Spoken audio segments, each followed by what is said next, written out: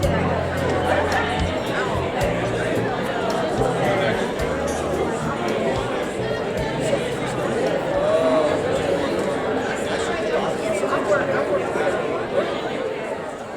morning, honored guests, and welcome to CIRA's 6th Annual Trailblazer Award Luncheon.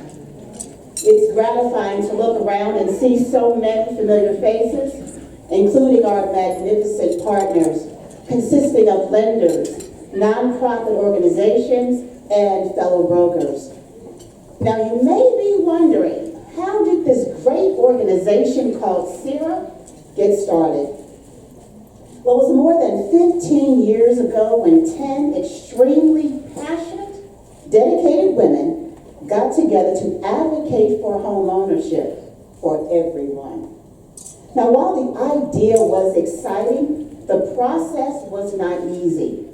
These ladies faced obstacles, from convincing that CIRA was indeed a viable and important organization to finding devoted participants. But they persevered. And as the younger generations say today, they pushed through and they slayed. You know, if my children saw me right now, they would never say that word again. It was on that magical day in August of 2012, as a result of their passion, that the Central Indiana Realtors Association was born. Now, nearly 8 years later, with a resilient force of 54 women and men, CIRA is stronger than ever. CIRA's mission is to improve the quality of life of the unserved and underserved by promoting home ownership and providing real estate services that support this goal.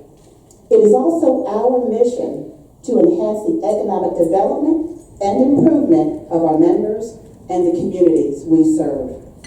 Since 2012, CIRA has worked persistently to fulfill this mission by holding homebuyer education workshops, volunteering in communities, and tirelessly advocating for home ownership. And we look forward to continuing this work moving forward.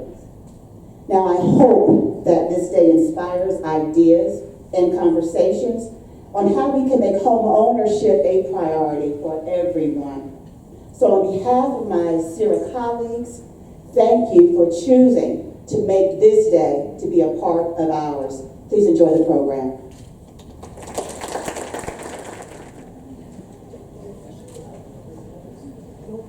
Let us pray. Dear Lord, you are from everlasting to everlasting. Your throne is established in eternity. You are the Alpha and Omega, the beginning and the end.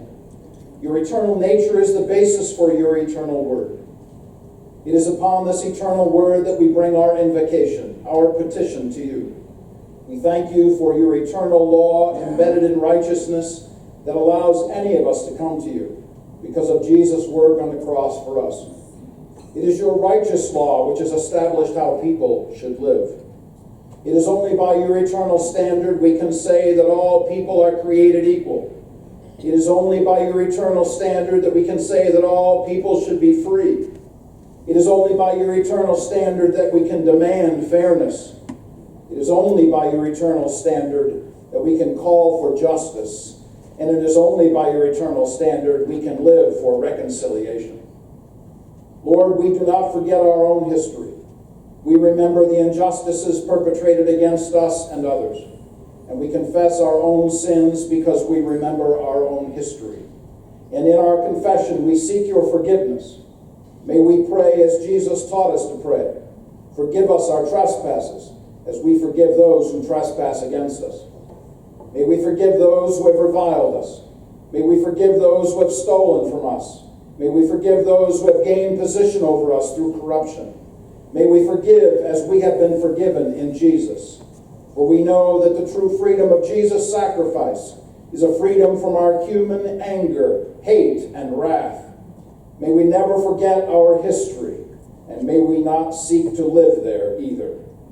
And so, Lord, we ask that you will continue to bless the efforts of the Central Indiana Realtors Association to rise above history and toward reconciliation. you bless the efforts of every realtist, every realtor, helping folk to own their own home. May you bless the efforts of every banker who is helping folks to finance that home. May you bless the help of CIRA's leadership that brings to the community. May you bless the churches, the pastors, the financiers, community officials, social media outlets who are communicating the good work of CIRA for all to hear, so that all may have hope. And Lord, you know, it is hope that sustains us. Your love has brought us your peace through Jesus, but it is your hope which gets us out of bed in the morning, makes us fall on our knees in thankfulness for your good provisions, makes us joyful in the work that we do, and creates a spirit of anticipation for our futures. And so we rest in your hope, the hope only Jesus can bring on earth as it is in heaven. Your angels in heaven have been singing your praises since their creation, at creation. So we join them now in this moment to thank you for hearing our invocation, our petition, that we may live before you, representatives of Jesus, in whose name we pray. Amen. Amen. Introducing our MC. Thank you. Donna Shaley.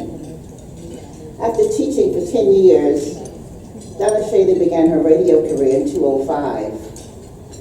She's been with Radio 1 Indianapolis since 2006 and has served on the air for both the gospel station AM 1310, 92.7, The Light, and R&B station 106.7 WTLC.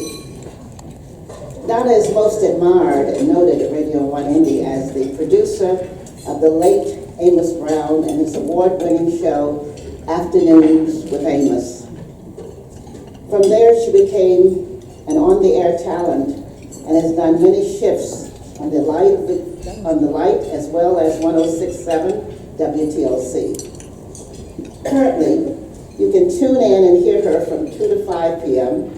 on AM 1310 or 92 FM, Saturday Praise, and on Sundays from 3 to 7 on 106.7 WTLC Sunday Vibes. Donna continues her love of teaching and is currently a literacy coach and arbitrator at Fishers Junior High School. Donna has appeared in numerous local and national commercials. She is a people person and is passionate about people and especially empowering young girls. She is the host and founder of the HEY Girl podcast, and there is more about Donna. She and her husband, Michael, are co-pastors of World Changers Church Indianapolis. Donna and Michael have been married for 26 years, have 2 sons, Daniel, 19, currently at Indiana State University, and also serves in the Navy. Older son, David, 23, is a TV sports broadcaster in Knoxville, Tennessee. Put your hands together and welcome Donna.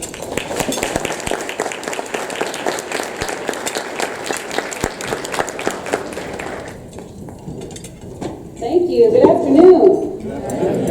I'm tired just hearing that. Wow. It's like I do all that. My goodness. All right. Thank you. I am so honored to be here again. This is the 6th annual Central Indiana Realtors Association Awards and Recognition Luncheon. Had the honor to host, I believe this is my 5th year. I wasn't able to do it last year. Was so glad to be here. Can you tell your neighbor that you're glad that they're here as well, please? Just let them know.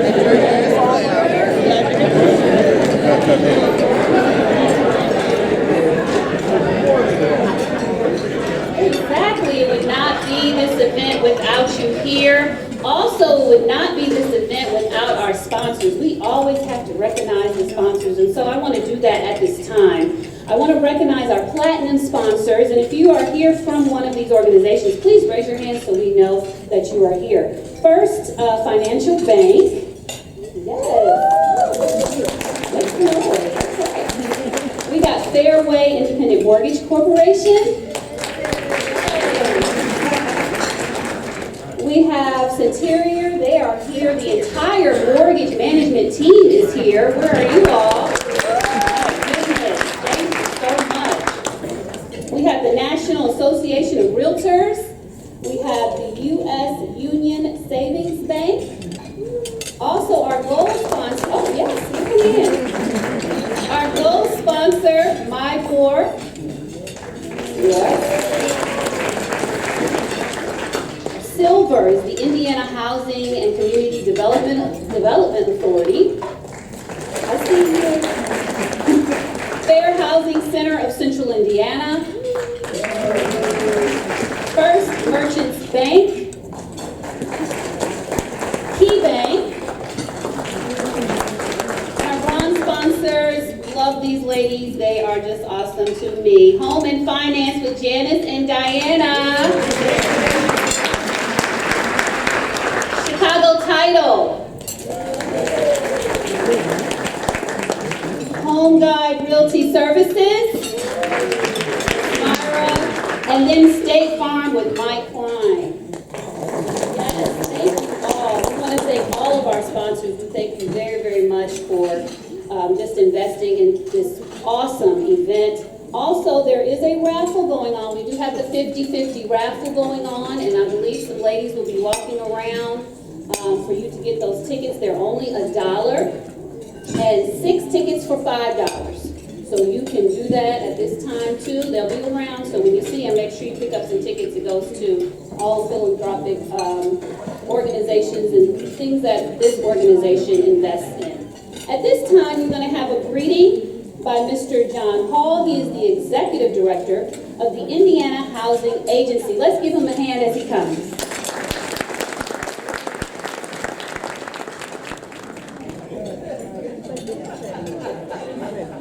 I am John R. Hall. And I'm John E. Hall. My brother here, we're not related, but we're both in the housing industry. We both work for the U.S. Department of Housing and Urban Development at the same time, same position, different locations. And now I'm in his territory. So I wanted to bring him up with me so everyone would know the difference. My brother did not get tired and take another job. So greetings. I bring you greetings on behalf of the Indianapolis Housing Agency. I am John E. Hall, the Executive Director. I've been in the role for 3 years now. I am new to the Indianapolis area, so I look so much forward to working with all of you, the membership, as we renew our agency and our focus. First, I'd like to thank President Kennedy for the invitation to come and give you greetings on behalf of IHA today. And I also want to commend your membership for your keen sense of civic duty. Over the years, the last 15 years, you have shown a true commitment to serving the community, the unserved and the underserved. That aligns with what we do at IHA as well. We're all about trying to create opportunities for our program participants to break cycles of poverty. You've demonstrated a focus not only to place people in homes, but to educate and to provide financial literacy so that people can stay in homes once they achieve that American dream. So I look forward to working with you as members of CIRA. We have several programs that we will be expanding, such as family self-sufficiency, where we have a pipeline of 500 participants, many of whom have goals of home ownership, as well as another program that doesn't get much attention. It's called Section 8 Home Ownership Voucher Program, where we will be increasing our numbers to help people achieve home ownership. So thank you for all the work that you do, and I look forward to working with you. Enjoy your day. All right, at this time, we're going to have Myra Lillard to come up. She is the president of the National Society of Real Estate Appraisers, and she is going to introduce our keynote speaker for this afternoon. Please give her a hand as she comes.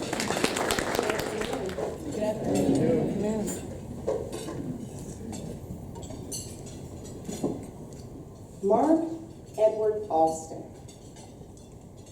He is the owner of Austin & Associates Mortgage Company and is the current first vice president of the California Association of Real Estate Brokers.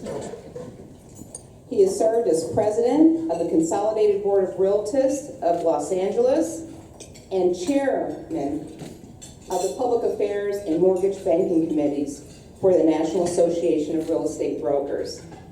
Mark has been in this profession since 1989. Some of Mark's achievements are the following.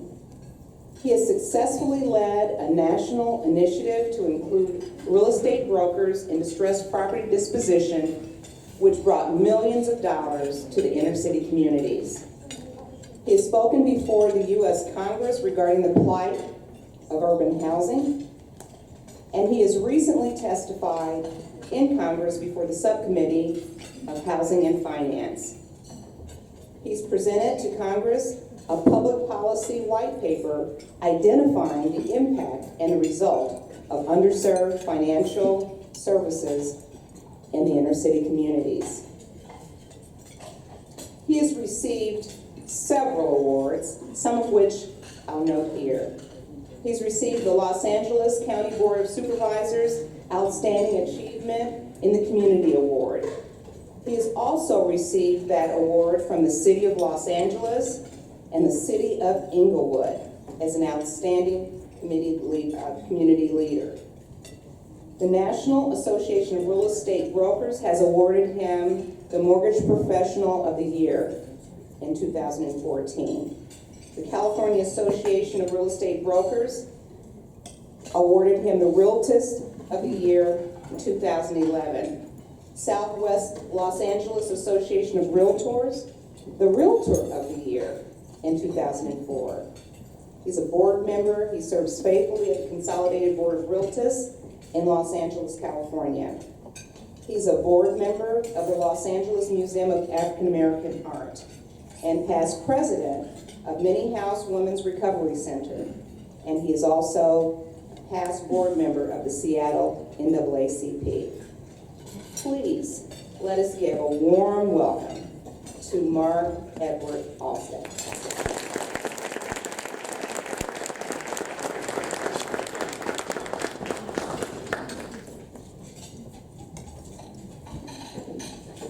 Thank you, Myra.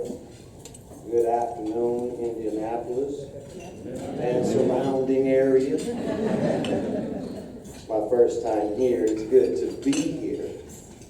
Flew in yesterday, never having been here, and this is November, right?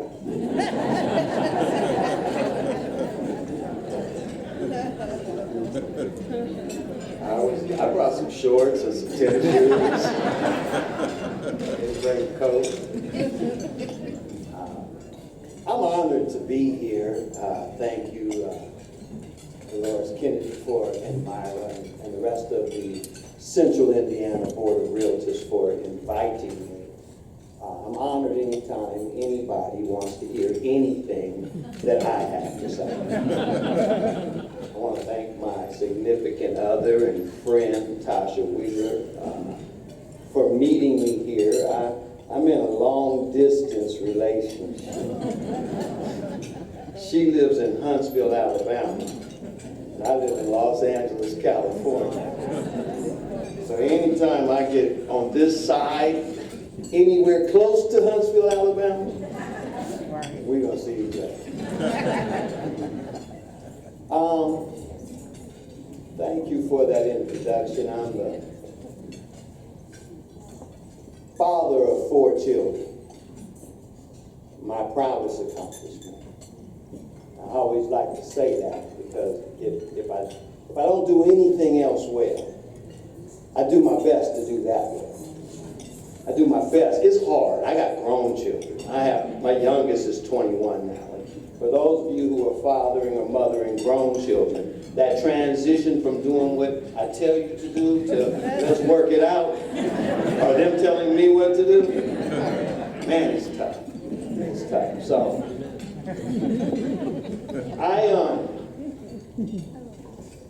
I gotta say a couple of things. You guys are a beautiful room, a beautiful group of people, and I'm very glad to be here. I think you should give yourselves a hand for just how good you look today.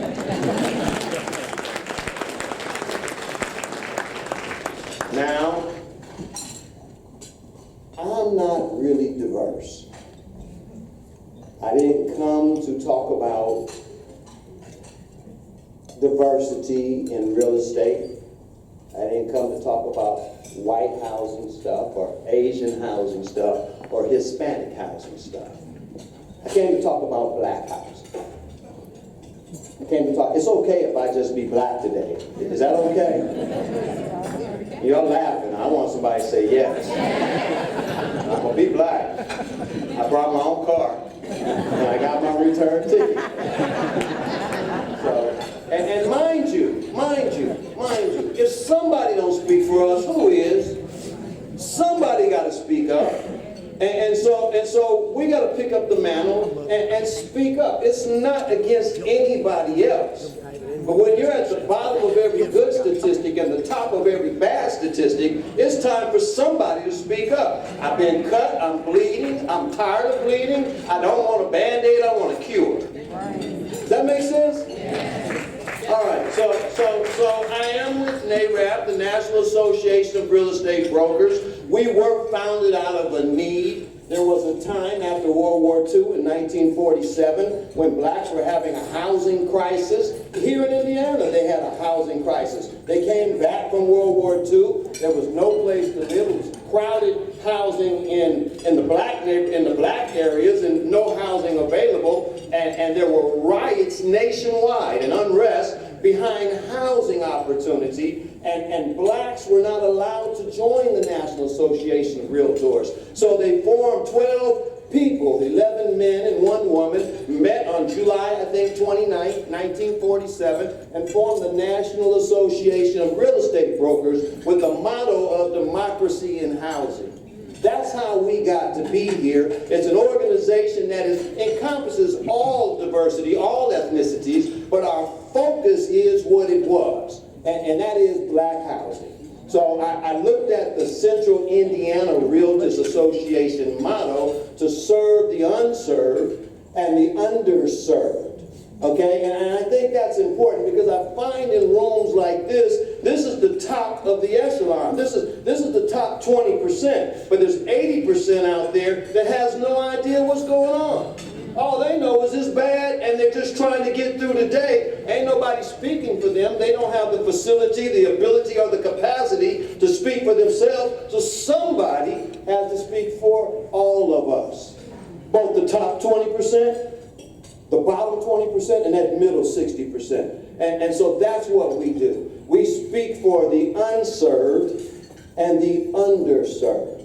Now, I flew into Indianapolis, and I'm staying in a hotel in downtown Indianapolis, and I drove around Indianapolis last night because I like to get a feel for where I'm at. I don't want to just fly in from Los Angeles and get up and start talking to you about Indianapolis, and I ain't rode around Indianapolis. I rode around Indianapolis. So I have a good idea of what I'm talking about when it comes to Indianapolis. I've been all over the country. I've done this in a variety of places, in a variety of cities. And the thing is, Indianapolis is not terminally unique.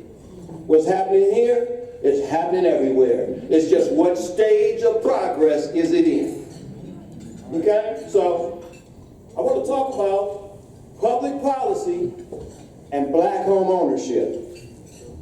Public policy and black home ownership. Anybody know, it says what this is. This is the Indianapolis, and I know there's some people here from the Indiana, or from HUD, and from other people who should know, or do know. This is the Indianapolis black home ownership rate. 37.1%. Indiana's about the same, around 36%. This is the Indianapolis white home ownership rate. Okay, 37.1, a little less than 4 out of every 10 black people own their own house. A little more than 7 out of every 10 white people own their own house. The gap between black and white home ownership in Indianapolis is 36.1%. You know that it was less than that when the Fair Housing Act was enacted? The gap was only 25%. Why is that important? Because the gap represents wealth. The gap represents wealth. And what I want to say to you today is the gap that we see, the low black home ownership rate and the higher white home ownership rate, the gap is intentional. It's intentional. How is it intentional? Through public policy. Public policy is the laws, priorities, and governmental actions that reflect the attitudes and rules selected for the people. Let's discuss today how public policy affects and impacts black home ownership. You know, I don't want to make you uncomfortable. I see it's too late for that. Trust me, I know what I got to say, and I know that it's an uncomfortable subject. I know that. And again, I just let me just give you some information. Started out, we all know that there was slavery in America. And then in 1865, Major Granger rode in on his ship in Galveston Harbor and announced that the slaves were now workers, free laborers, and that the owners were now bosses, and the relationship had changed, and they weren't slaves anymore. And so the slaves were free, let go. And they did okay for a while. We had a good period for a while until it got to be too free, and then they started with laws that impacted and put people back in the situation that they thought that they should be. So with regard to housing in cities, we had racially exclusive zoning laws. Okay, in other words, what they would do is they'd say, like in St. Louis, they had the civil court case of Buchanan versus Worthy. It was illegal for a black person to buy a property that was in a majority white neighborhood, and it was also illegal for a white person to buy a property and live in it that was in a majority black neighborhood. They said that was the same, so it should not be discriminatory because it worked both ways. The problem is the black neighborhoods were not up to par with the other neighborhoods. So this lawyer, Wardley, he bought a property from Mr. Buchanan and made it known in his contract that he intended to live in it. It was on 37th and Valance in Louisville, Kentucky. Made it known that he intended to live in it, and when he made it known that he intended to live in it, they would not allow that. So Buchanan sued him to make him finish the contract, make him perform. And since he could not perform, it was upheld by the Louisville City courts, and it was upheld by the Kentucky courts, and it was overturned in Supreme Court,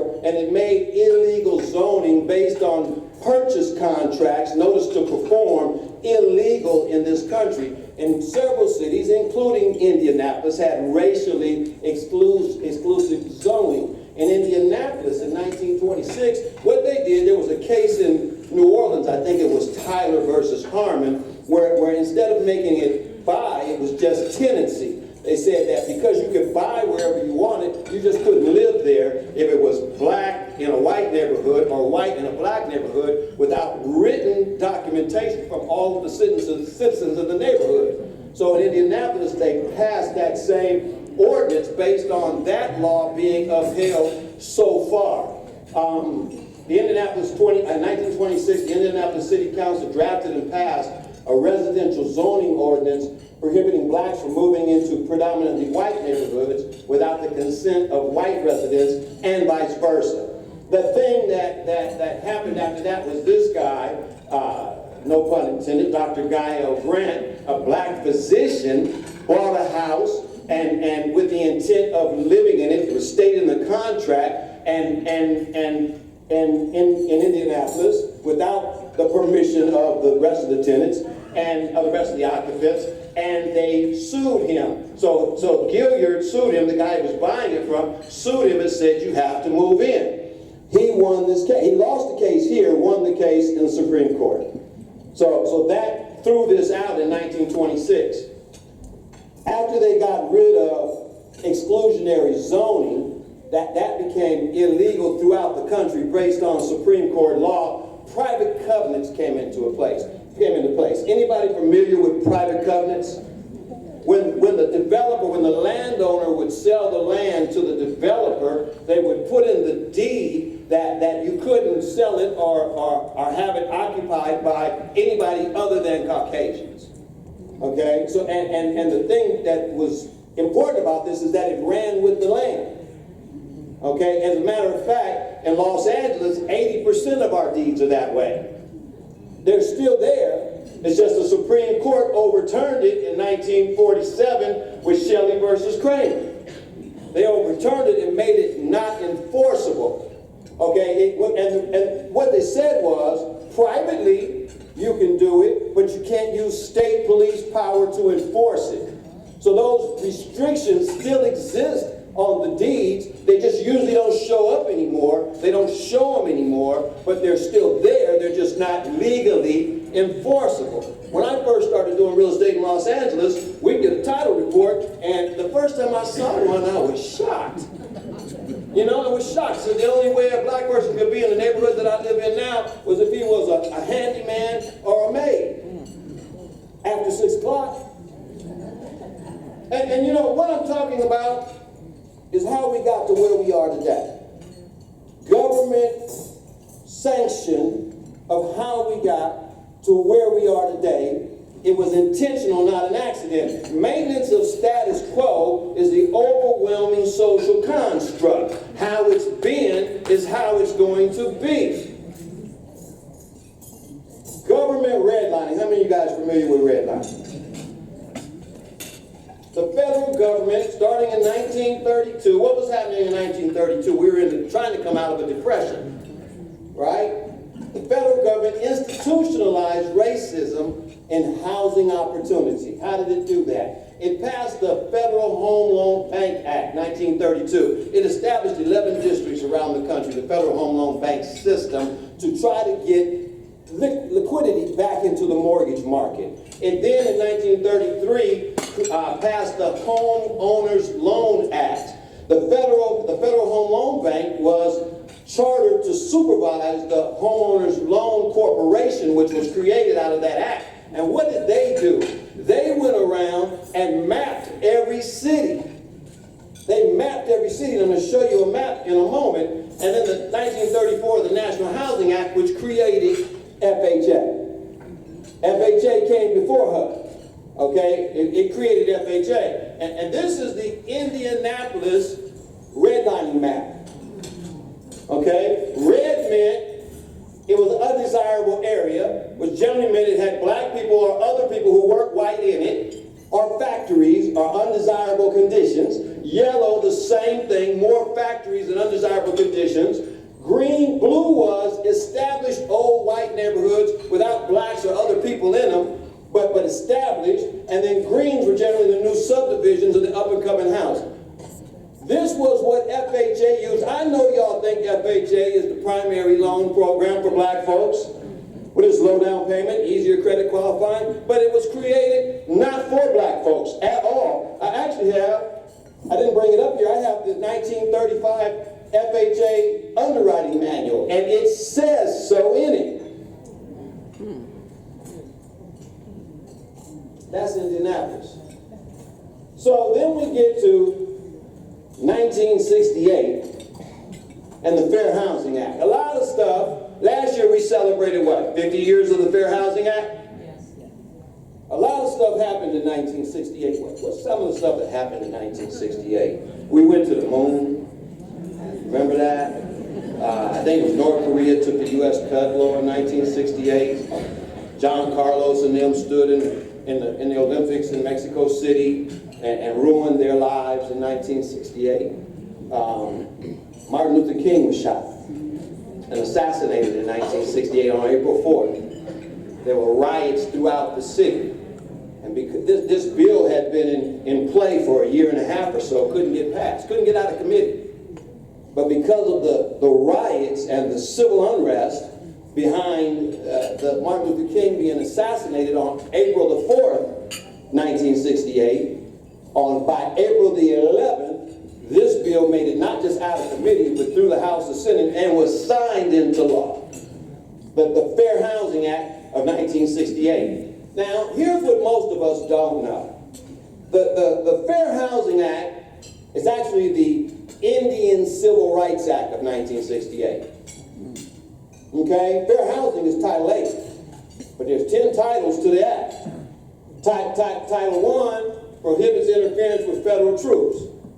In other words, when there's a riot and we roll into your city, don't do anything to keep us you can't keep us from stopping and quelling the violence. They put prison terms on it. Title II through Title VII deal with Indian civil rights. Title VIII is the Fair Housing Act, what we're familiar with. Title IX was the prevention of intimidation. I spelled that wrong. In fair housing cases. That's bad.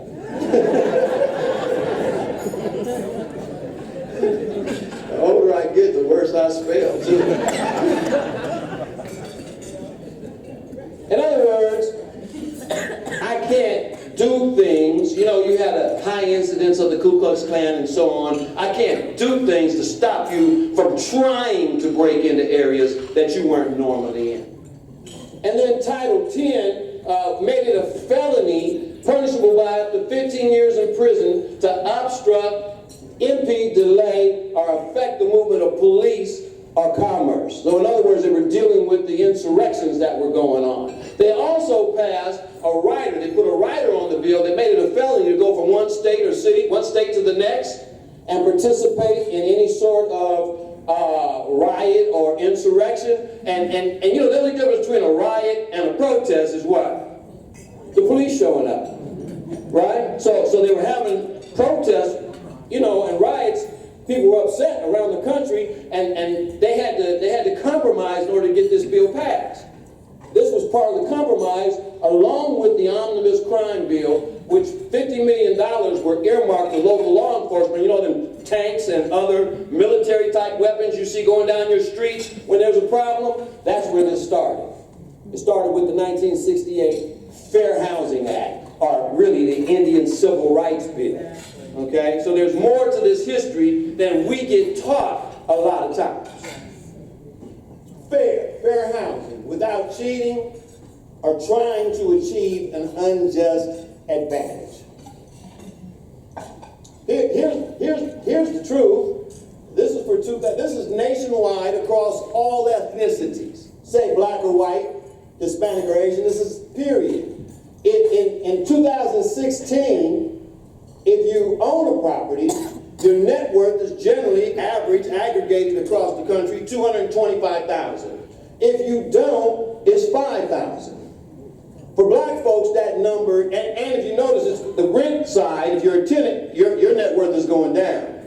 Why? Because rent's going up. As we gain more people in the country, there's a higher demand for housing, and rent goes up across the board. In LA, I can't tell you, it's crazy in Los Angeles. For black folks, it's $90,000 and $2,000. In the United States today, July 1st, 2018, about a year ago, we have 327,434 in terms of total population. I want to give you some statistics. I don't just want to talk. I want to give you some statistics as to what that policy, these government policies have done. So I need to give you some numbers.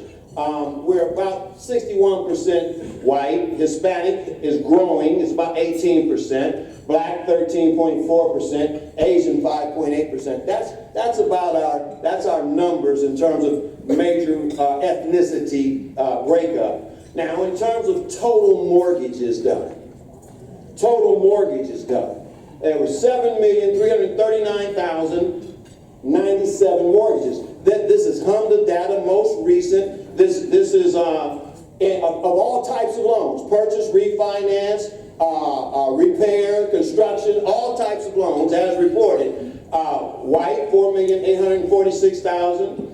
Hispanic, 701,000. Black, 436,000. And Asian, 386,000. Last year, black was 430 something, and Asian was 441. We're not on the bottom of this particular number, but we are if you look at it as percentage of population. Black approval rate is only 47.13%. The black denial rate is 28.13% as compared to the white denial rate of 15%. Our denial rate is almost twice that of Caucasian, of our white brothers. Our approval rate is less than 50%. Our approval rate, what happens when your approval rate is less than 50% to your consciousness in your community, to your community consciousness? You quit trying to buy.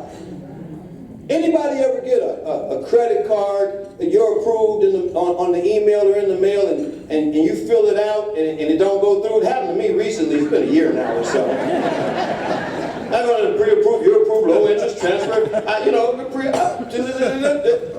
Call us. Right? I got one the next week, I just looked at it. I wasn't doing that. I didn't want to feel that way again. That's what happens in a community when there's a mass of denials in that community. People stop trying because they don't want to feel that way, so they go buy a Lexus or a Cadillac or something to make them feel like they're successful, since they don't have access to what it is they really want. Trust me, we really want to be homeowners. We really would rather have a house than a car, but I really want to show, based on my hard work, that I've had some sort of success. In Indiana, let's bring it closer to home. Your Indiana population, 6,691,878, white 79.2%, black 9.7%, Hispanic 7%, and Asian 2.4%. Here's your Indiana mortgages: 158,693, white 130,917, black 6,482, Hispanic 5,973, Asian 3,188. So blacks are 9.7% of the population, but only receive 4% of the new mortgages. The denial rate for white borrowers in Indiana is 15%, and the denial rate for blacks is 25.77%. That's in Indiana. This is Indianapolis. This is even closer to home, right? Y'all with me? Y'all all right? 867,125 total population. That's the balance. That's Indiana's balance. Marion County, Indianapolis, the city. White 55.9%, black 28.1%, Hispanic 10%, Asian 3%. Black total mortgages 19,847. White mortgages 13,537. Black 2,475. Hispanic 957, Asian 920. Now, we're 28% of the population, 28.1% of the population, but we only got 12.5% of the new mortgages. Okay, our denial rate is 26.14% compared to white denial rate of 14%. All right, 28% of the population, 12% of the new mortgages. Here's my other problem is we only got 5% of the new applications. The problem with us in this arena today is we're not trying. We don't want to be turned down. We don't have capacity, or for whatever reason, we can't increase our approvals, our originations, until we increase our applications. So we got to increase the appetite and the belief that you can buy again. Public policy and tradition have served to facilitate maintenance of status quo. That's just the reality of it. Black home ownership in this country, in 1968, it was 42.1%. In 2019, today, first quarter, U.S. Census, first quarter this year, 41.1%. It went down from last year. In a recovery, in a nation that's having a housing recovery, black home ownership continues to decline. Why is that?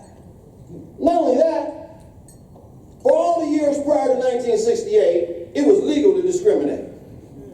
We had government-sponsored discrimination. And we had a higher home ownership percentage than we do today, 51 years after it's been illegal to discriminate. Why is that? Public policy. Financial services policies. How many lenders in the room? I'm a lender. How many lenders in the room? Okay, let me talk to you.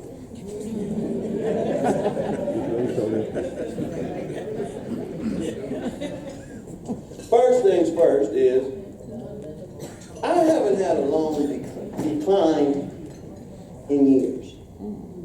Because I don't write it till I know I can do it. I pre-qualify the person, I get them ready, I take my time with it.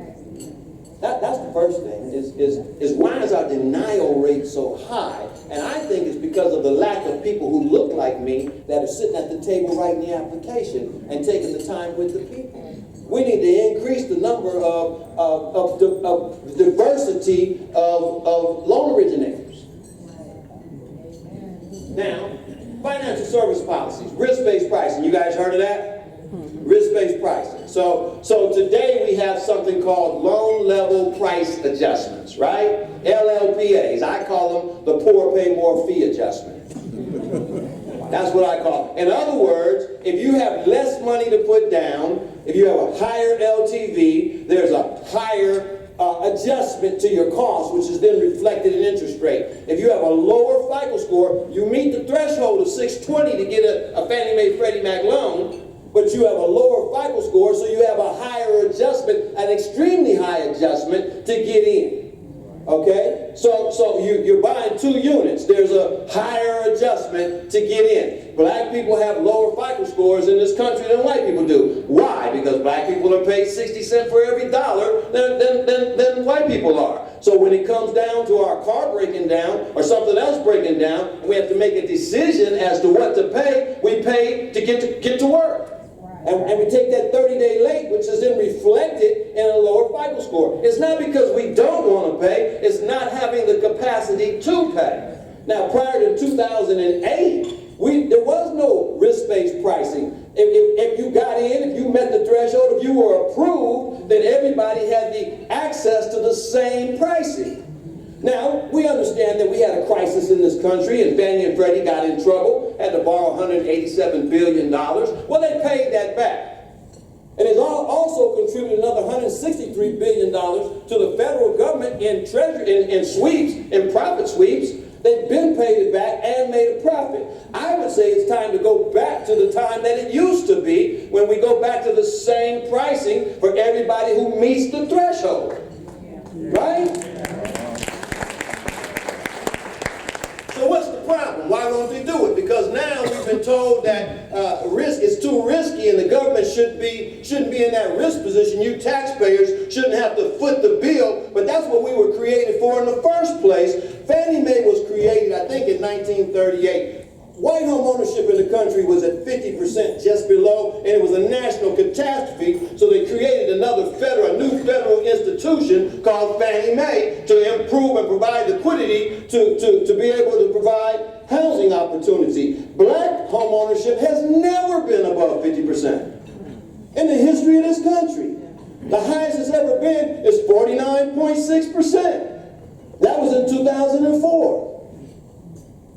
Outdated credit models. We're still using Fannie, Freddie, FHA, VA, FICO 04. FICO 04.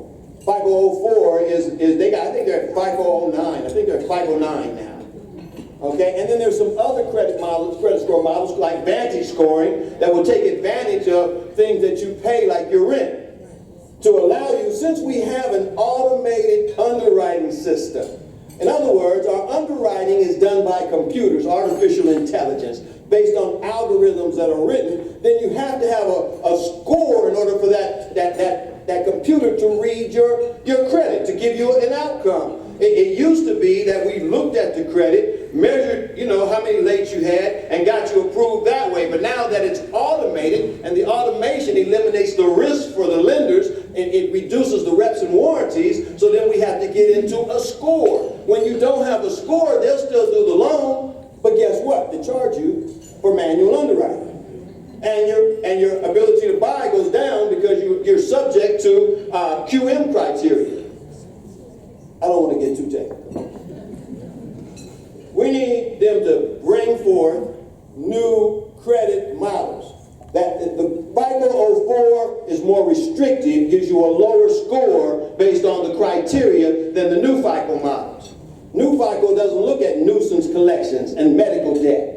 FICO 04 is still restricted because we have this public-private partnership. The taxpayers are going to provide the guarantee, and private Wall Street is is going to provide the money.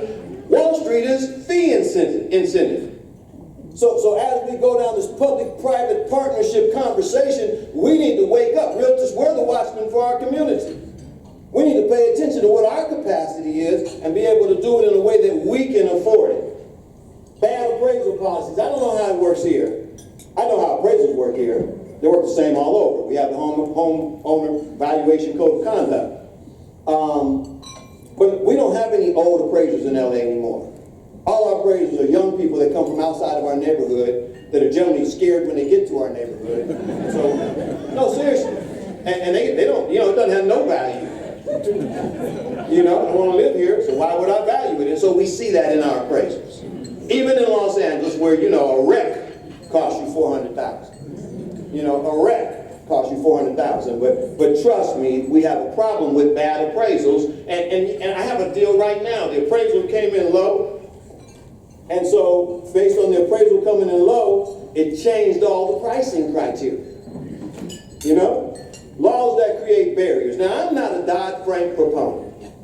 I'm not. I know Dodd-Frank was purported to be the greatest thing in the world, but I found out I have to be an advocate for risk. If the people that I represent have lower FICO scores and less money, guess what? I need to be an advocate for them to get in, not to get put out. I need laws that build bridges instead of build barriers. Yeah, that ain't a bad place to cry. Public pressure moves public policy. If we don't say nothing, guess what? It's just going to happen to us. I am sick and tired of fighting about things that are already done. I'd like to be fighting to put things in place when they're in construction. It's so much easier to help construct than it is to try to tear down and rebuild. We got to put public pressure in the right place. I can't leave here without talking about our current status. I'm talking about what has been done to us, but truly we have to do some housekeeping. Those of you in the room who look like me, we have to look at each other too. Okay, we got to pay attention to where we are today as a group. Household by race, nationwide, Asians are our top performing income earners in this country at 81,431. White second at 65,000. Hispanics at 47,000. Blacks at 39. In Indianapolis, Asians make 64,400, whites 61,000, Hispanics 35,600, and blacks 32,000. Household, not per capita. Household. This is what we're trying to change. For every dollar white people have, black people, we have 5.5 cents. You laughing? That's why it looks different. That's why the vacations look different. That's why the houses look different. That's why our ability to send our kids to certain schools look different. It has to do with wealth more than income. Income builds wealth, but it has to do with wealth. Now in Los Angeles, this number is 1 cent for every dollar. Study just done by the Pew Research Center. 5.5 cents. 54% of our children, and I think it's higher, live in a one-person household, single-parent household. I'm talking about us. 71% of our children are born to unwed mothers. 71% of our children are born. Guess what? It's time to start marrying our women. You laughing? I'm also serious. You know why? Let me tell you why. I don't have that here. Let me tell you what the marital status is for Indiana. For Indianapolis, it's the same nationwide. Asians are married at 67%. Whites are married at 58%. Hispanics are married at 48%. We're married at 32%. 32% of us are married. It's hard to succeed in a society that has its foot on you when you don't do it as a unit. And once again, this is a clarion call to the men to be the leaders God intended you to be.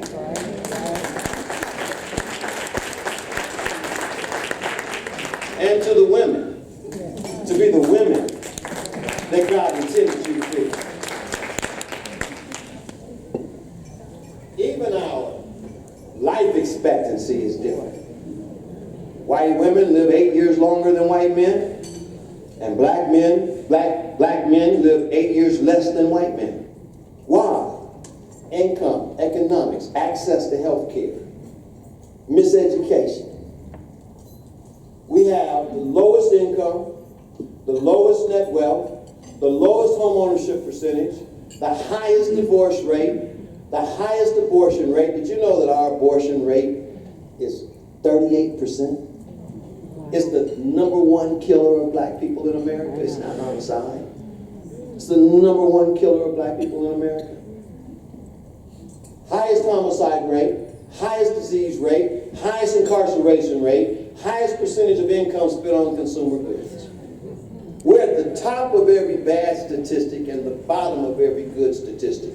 And the reason I say that, you know, this is a nice place, and I drove a long way to get from where I'm staying in downtown Indianapolis. But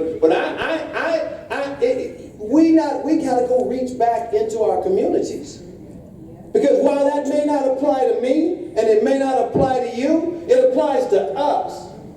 And the truth is, until we take care of us, our quality of life as a group cannot get better.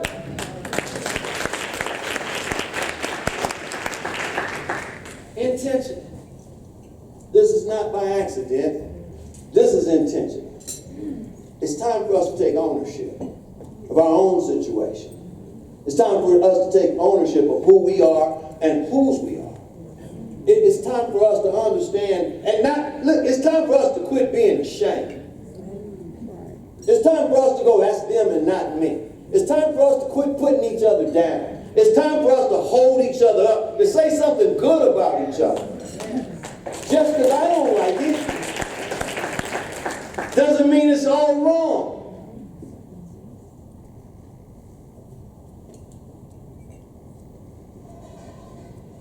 Anybody know what this is?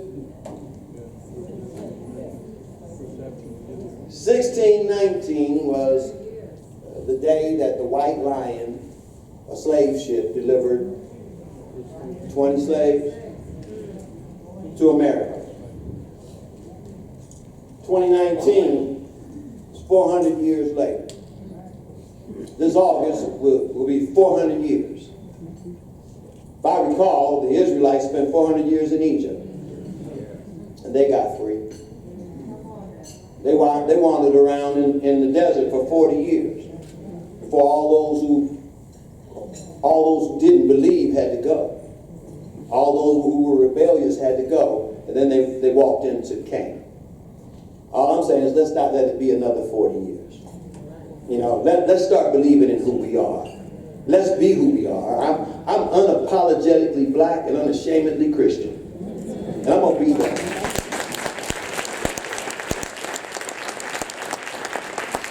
So, as I get out the way, Martin Luther King left us this, and I always like to say it: if you can't fly, then run. If you can't run, then walk. If you can't walk, then crawl. But whatever we do, no matter how tough it looks, no matter how dark it gets, we have to keep moving forward. We got to keep moving forward. Now, I don't know how you fight. However you fight, find your fight. Be the best person you can be. This is how I fight right here. Thank you.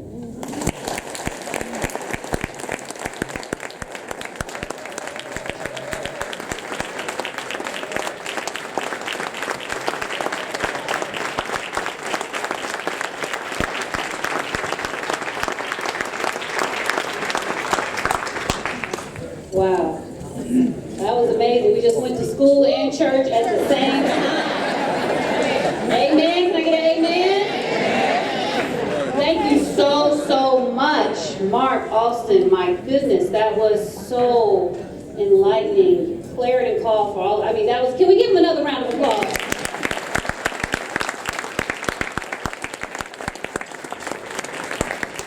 Thank you so much. I always get educated when I come here, so I love to